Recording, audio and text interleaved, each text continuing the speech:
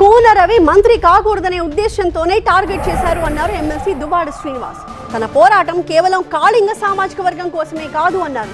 కాపులతో పాటు అన్ని కులాల కోసం తాను పోరాడుతున్నాను అని చెప్పారు.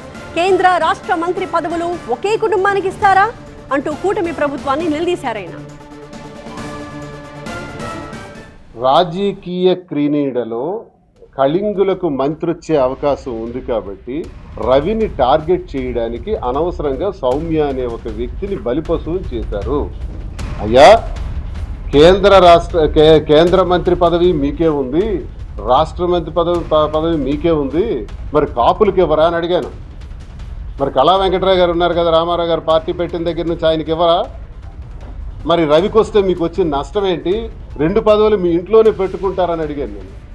అంటే కాళింగుల కోసమే పోరాడలే, ఆ కమ్యూనిటీకి చెంది వాళ్ళు ఆడుతున్న నాటకంలో ఇబ్బంది పడుతున్న అన్ని కులాల గురించి మాట్లాడాను.